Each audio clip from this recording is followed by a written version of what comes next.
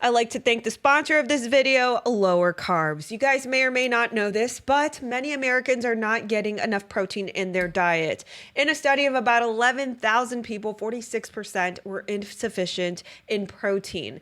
You can opt for supplements such as protein shakes with lower carbs. This is why a lot of people are turning to lower carbs with Natalie.com. You'll get this wonderful tasting protein shake. It's got 4 different premium proteins that are time released, pasture raised ingredients, and once again, the taste is wonderful. You guys can get it at lowercarbswithnatalie.com.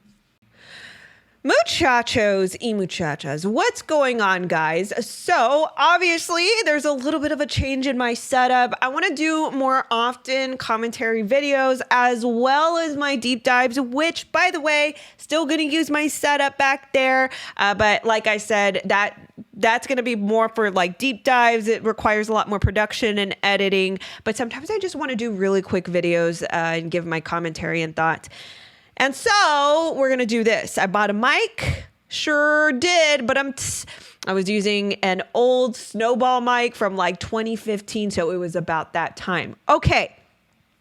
I wanted to do some really important commentary on an issue that has been ongoing. And it has been near and dear to my heart because of the advocacy that I've done for the past decade, ever since 2013, street ministry, outreach ministry, in the anti-human T-wording ministry space, right? So I was saved back in 2012. I was looking for some sort of purpose, and purpose found me back a year later in 2013 when I would enter into these types of ministry outreach spaces in Houston. Okay. So with that being said, when I see this whole controversy going on with a certain person who has claimed to be a survivor, I need to speak up on this a little bit more often because of the confusion that it's instilling in the community. I made a video about this in my last video, my previous one that I uploaded. For those of you that don't know what's going on, just a very, very quick rundown. Keep hitting my chin on this. A really quick rundown.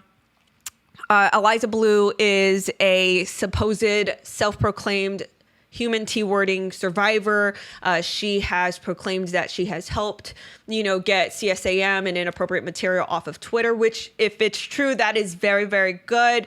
And later down the line, as people would do research on people that are platformed, who have a voice online, who have a lot of following, who are pretty much near celebrity status, or at least,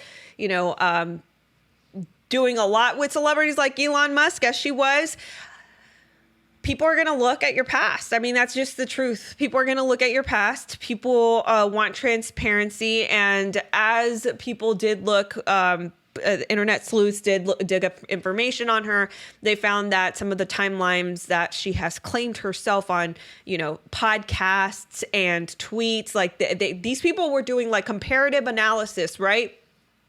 So they found media content that conflicted with what she was saying, basically, right? And instead of her addressing this head on, instead, she has blocked people. She has leveraged her alleged connections at Twitter to get people censored and locked out of their accounts, such as Brittany Venti, The Quartering, Yellow Flash, etc., right?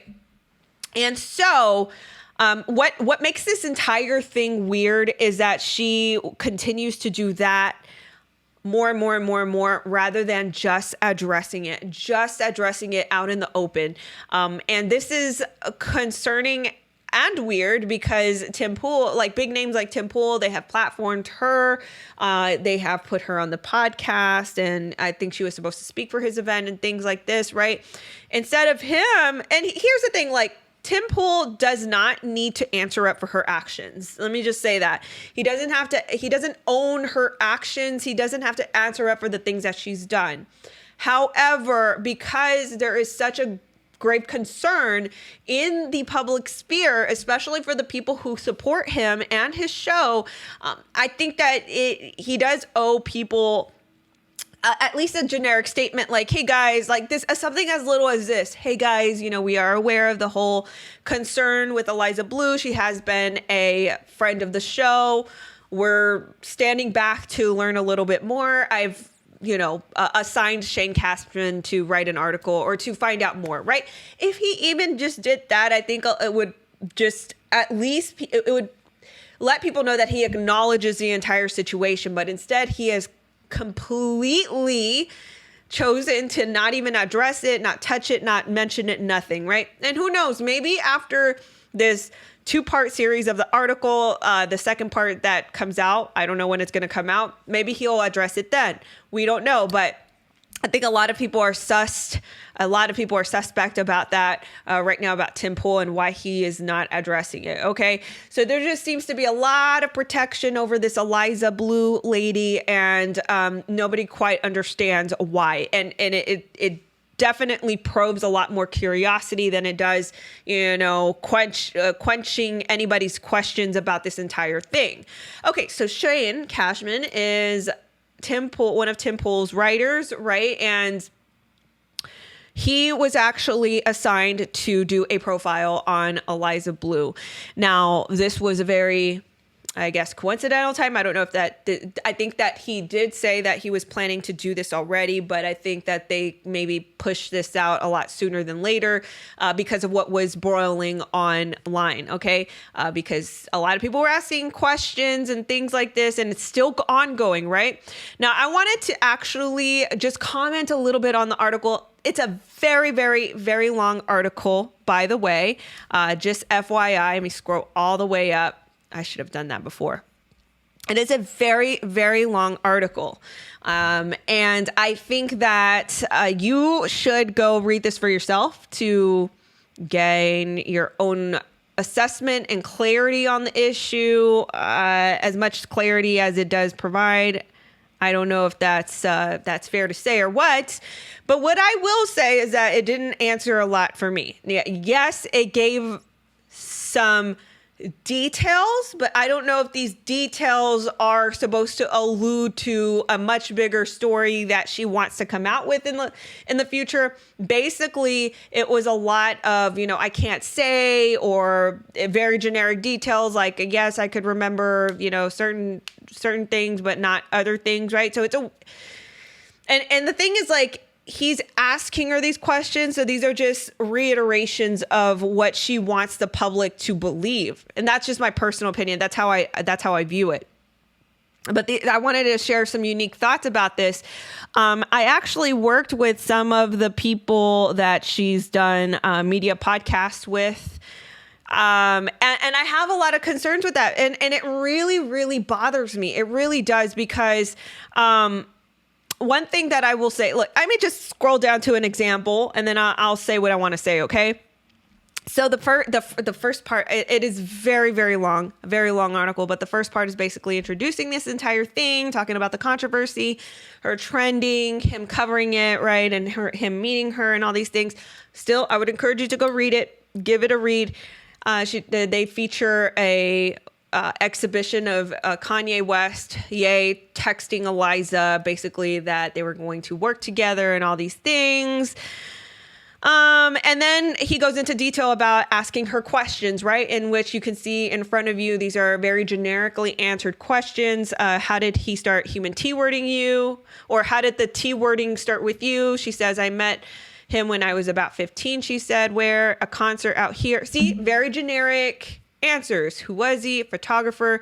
Can you name him? Can't. Why? Legal reasons. That's it. Like, and that's the thing. This is what the public gets. Legal reasons, right? So it's like you travel all the way out to wherever the farm is in the middle of nowhere. I think it's in Illinois. You go all the way out there for these types of responses and answers. And I think that that's just not acceptable. Now, what I will say, and it keeps going on. It keeps going on and on and on and on. There are some things that I do want to address. For instance, so it was this tweet right here. Favorite part of the article: Eliza claiming her trafficker might be, passed on, but she hasn't looked. This is literally what what she said in the article, right? So this is just one of the things. I'm not going to go through all of it, but this is just a discrepancy that's already found. I don't know, she said, and I haven't looked. And she said she thought about looking right before you came out here, but I can't. And then she said, I don't think he's alive, in the secondary, highlighted text. But then when you go to her tweet, she talks about her, human T-worder being on the platform. My former T-worder still follows me on social media and messages me. I have a message for you. Kiss my whole, culo, whatever, right? So this is already a discrepancy, and this is just one of the examples, and I'm sure many examples will pop up throughout this entire thing. I'll continue. So these are very generically answered questions, not a lot of, detail to alleviate our senses whatsoever about all of this. Okay. Now, this is what I want to say first is, if I were to speak to Shane Cashman, what I would say is, just know that this could cause more confusion in the anti-human T-word space. Okay. So just keep that in mind, right? I think that, he wants to see the best in somebody. I think I don't know if that entire crew wants to see the best in somebody, but I would just warn these people, whoever this entourage is surrounding Eliza Bleu, who if they're wanting to see the best in this situation, what I can say is the public as a whole views this entire thing is really, really weird. It's not adding up, right? It's not helping. And what it also doesn't help is people's misguidedness in human T-wording education. A lot of people are already underinformed about the entire issue. A lot of people haven't been to aftercare, survivor care, things like this, right? A lot of people don't know the terminologies. A lot of people don't know these things, right? So it's don't confuse the only thing I would say is please do not add to the confusion of the already misguided general public about this entire issue. Because when you're trying to paint this as a light, she was answering these things. I want to believe her, but not, and that's basically what that's how the article is worded a lot. I want to believe her. I'm going to think that this is so horrible if she is lying. The public is becoming more and more confused. And the thing about the whole education aspect of human T-wording, it's going to confuse us even more. Not, you know what I mean? This is why I'm making this video, because I know terminologies. I've seen and talked to, certain survivors and things like this. And that's another thing I want to address is, she talks about this so flippantly, as if this couldn't, these scenarios couldn't happen to somebody. And, I think that the general, and this is really, it is a sense of people just kind of taking this as a broad brush, saying anybody who has a story, right, they're lying or they're a grift or whatever. But the thing is, some of the things that she does say, it can happen and it can constitute as someone being human T-worded. It's just, the thing is, you can't gaslight the public into not seeing all of the conflicting timelines and conflicting things and media pieces that are put out there by Eliza Bleu, right? So that's the part where I refuse to get gaslit, because these things exist. These things are out there, right? And they haven't been addressed. And that's a big problem in the space, especially for people so young in this movement that only learned about it recently. They want to know how to help. They want to know how to get educated on this, or how, what's legitimate and what's not. And so when you have pieces like this that are just kind of painting lights to a situation that is actually questionable, it does not help the situation. Okay. All right. So she talks about it. And she basically there are examples. For instance, this is a person from the Daily Wire, Amanda Presto, who did a piece. Allegedly, Eliza reached out to her in 2020, asking this journalist to please cover human T wording. And the story goes that, Eliza didn't want her picture and her name mentioned in the article. And Amanda, this person, actually, insisted that she did. So I think what Shane is trying to do here is to add contrast to the public conversation, which, I guess that is journalism, but at the same time, there's a lot more cons than there are pros in all of this. Like, why can't she answer up to the timelines? And why can't she answer why 7 years after this World Star hip hop video that she participated in, 7 years after it, why is it right now that when people resurface it and ask her about it, now she's saying that she was exploited through it and she didn't try to get it off right then and there? Like, that's what becomes concerning. So, all right. Okay. So yeah, they mentioned a lot of her history, working alongside My Chemical Romance as a hairstylist and all of that. Okay. So one thing that I wanted to say, because I don't want this video to be long, once again, I will link this in my description below. You guys can go, read this for yourself. But one thing that I do want to say is that I'm particularly concerned about not just, I'll put it like this. Shane Cashman can only know so much about the anti-human T-wording space or, the outreach or anything like that, right? Just like the general public. A lot of people don't know about it. But then there are advocates that do know about it. There are advocates that I have personally worked with that actually are supporting Eliza. And that is what becomes very concerning to me because, if you're a survivor living a private life and you don't want to talk about it and, you don't want to do all this or that, then that you're opting, as a survivor, you're opting for a different lifestyle versus, someone who's living their life out in the open.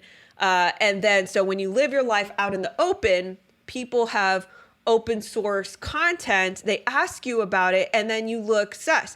The thing is, the truth at the end of the day is what matters. The truth at the end of the day is what needs to be told. And so the advocates that I'm seeing, that I'm I'm disappointed and I honestly am hurt that I'm seeing the people that I actually worked with, it wasn't a lie. It was like once for an event. But I got to know them, and the